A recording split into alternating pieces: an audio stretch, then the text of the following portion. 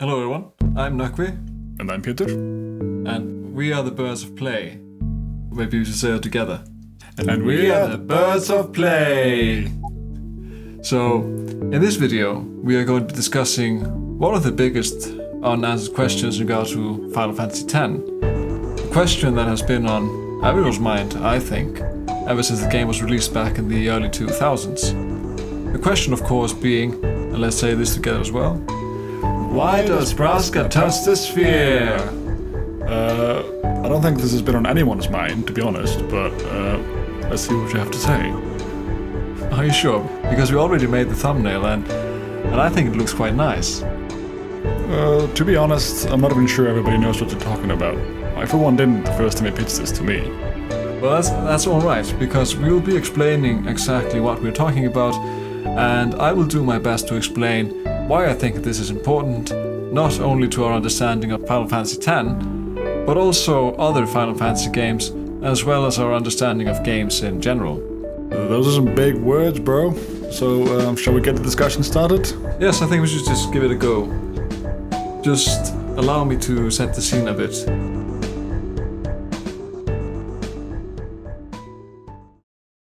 So, as most of you hopefully know already, just for the context of this discussion, Final Fantasy X tells the story of Tidus as he joins the summoner Yuna on her pilgrimage to defeat Sin. And that's the main story. And there is also this secondary story running in the background, as we are given a glimpse into Yuna's father's, the High Summoner's Braska's, own successful pilgrimage that takes place 10 years prior to the start of the game. We mainly get these glimpses through movie spheres that Braska and his party, consisting of Tidus' own father, Eject, and Auron, who has returned to serve Yuna just as he did her father, had recorded on their journey and then scattered across the land for the party to find, letting us gradually uncover their message from the past. I think it's worthy to note that these three in their journey have become real fan favorites, judging by the fact that you often see people asking for them to get their own game.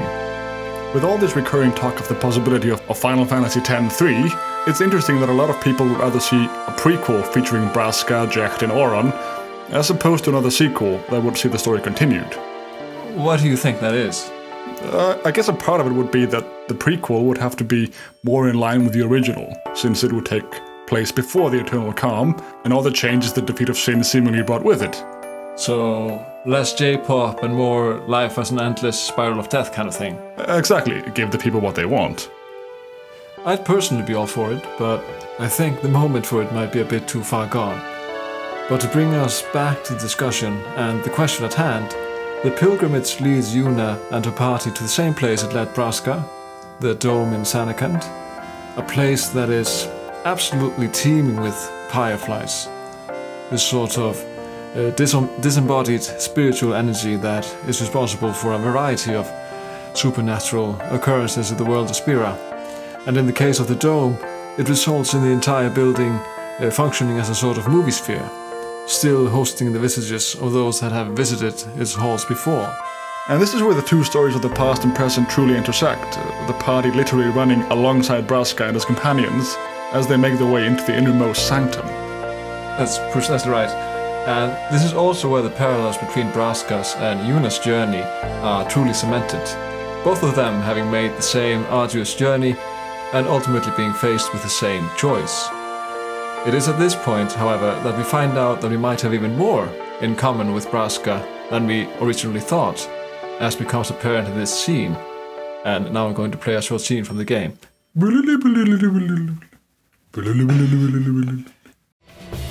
Probably.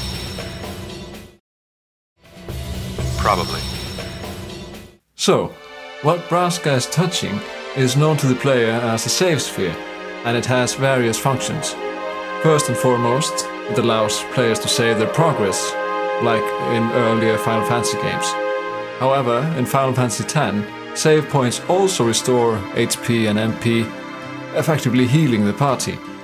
And as the game progresses, save points, they even level up, letting players play Blitzball, as well as teleporting to the airship from off the ground. But this is the first time we see a non-player character interacting with the save sphere in this manner. Well, we see Oaka using a save sphere to teleport away from Makalenia Temple when the party ends up having to run away. Well, that's true, but that opens up a whole other can of worms that I don't really want to get into.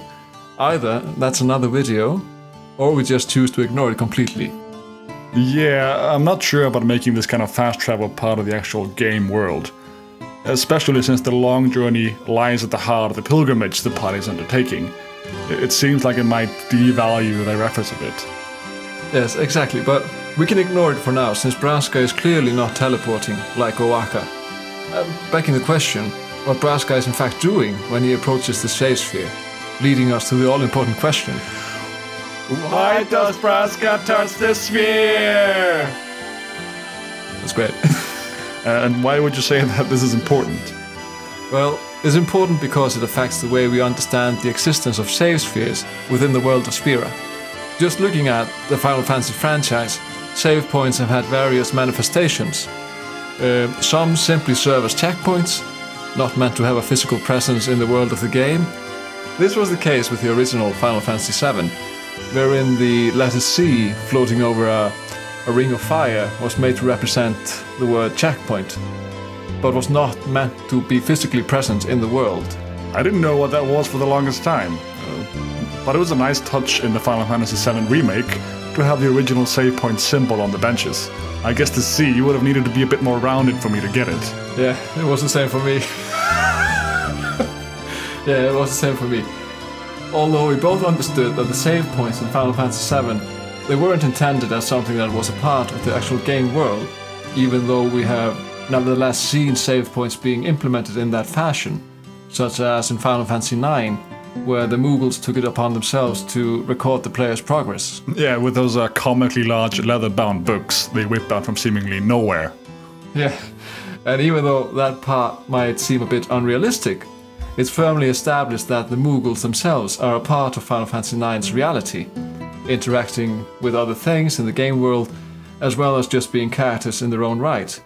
So, if Final Fantasy X's save points are in fact also part of the game world, what is it that Braska is actually doing when he approaches it? I always thought he was just healing himself. That's a very plausible explanation, especially since we already know that magical healing is a thing in the world of Final Fantasy X. Not only during battles, but you also encounter at least two characters that I can think of that perform healing magic out in the field. The first one being Belgemine, the Fallen Summoner, where we see her healing Yuna's Aeon so that they can fight her at full strength. And the second is Shelinda, the young, devout follower of Yevon, a traveling nun, I guess you could say, as we can see her healing the Crusaders after Operation Mihan goes awry. So it's like that prison scene in Final Fantasy VIII, where Selphie attempts to heal Cell after he gets beaten up by the gods. Exactly right. Although I see two problems with this theory, in the case of Braska touching the sphere in the Sanacan Dome. The first one being that traditionally the Cloister of Trials and the Chamber of the Faith are perceived of as being sanctuaries. And in those places no ill should befall those that enter. Since we haven't gotten that prequel we talked about earlier, we of course can't be sure of what experiences Braska and the others have had in the temple so far. But by all accounts, they shouldn't have had to run into the same problems Yuna and her party did, having a non-guardian like Tidus thrown in against his will, in Kilika being attacked by Seymour in Makalania Temple, and ambushed by the Bevel Guard. Yeah, Yuna seems to have faced quite a bit more opposition than the average summoner. Maybe Tidus should have taken a moment to pray with Waka just in case. Yeah, when they were leaving Besaid. But in the case of Braska, couldn't they just be recuperating after having just fought their way through the dome? Also, the Sanacan Dome doesn't seem to be the typical temple, so better safe than sorry. The developers could also just be signaling to the player that now will be a good time to save and rest up for the upcoming battle. Yeah, that's a very real possibility, and I wouldn't be surprised if that was the developer's intention. The second problem I see with the healing theory is, however, that unlike when Belgemine and Shelinda perform healing magic, there seems to be no effect on the target when Braska touches the save sphere. The only thing that seems to get activated is the save sphere itself. So what you're saying is that it should have had this flashy animation, just like in those other cases? Yes, at least that would leave it less open to interpretation. But since it is open to interpretation, there is an alternative explanation that I would like to explore that doesn't reference the save sphere's in-game function, the game mechanic, but rather the concept of spheres as a part of the game world itself. We're already familiar with movie spheres, so we know that some spheres have the ability to record images and sound, so it shouldn't be that far-fetched if save spheres had a similar function. But aren't they already making a sort of documentary by themselves? Yes, but that seems to be more for personal use. Braska and Jack trying to leave something behind for their children. The save spheres, in my mind, would function more like guest books, kind of saying like, I was here. So, just to be clear, you're saying this way of understanding the save spheres is bridging the gap between the story and the game, giving save spheres a meaning within the game world, as opposed to just being used by the player to save the game. So it's like the example with the Moogles from Final Fantasy IX. Yes, and I think it fits quite nicely since the pilgrimage is such an established institution within the Church of Yevon, as they keep sending the summoners to the deaths. And even when death and suffering are thought of as the only real constants in the world of Spira, they still seem to have this amazing method of recording and preserving the existence of those that have lived. So, Braska's touching the sphere not to heal himself, but to make a record of having been there, and taking part in the pilgrimage? It's of course a pretty niche interpretation, but I feel it might help solidify one of the major themes of the game even further. The theme of journey and making memories. Taking these little snapshots along the way in order to savor every minute together. Just like we might do on our own travels. Yeah, and since Braska's actions are already acknowledging the physical presence of the save sphere in the game world, it's interesting to imagine what function they actually serve in the world of the game, even though I kinda wish the developers would have made it more explicit. Sounds good to me. Let's not forget this is a video game and none of this matters. Is there anything you would like to add before we call it for this video? Maybe just to reiterate that this is an example of how we can examine games in relation to the often conflicting nature of game mechanics on the one hand and the reality of the game world on the other. There's nothing inherently wrong with breaking the fourth wall. It can even be done to great effect, but it can also be very powerful to intertwine game mechanics with the story of the game in order to leverage every tool at your disposal, in this case possibly making the save spheres more impactful. And that's why Braska touched the sphere? And that's why Braska touched the sphere.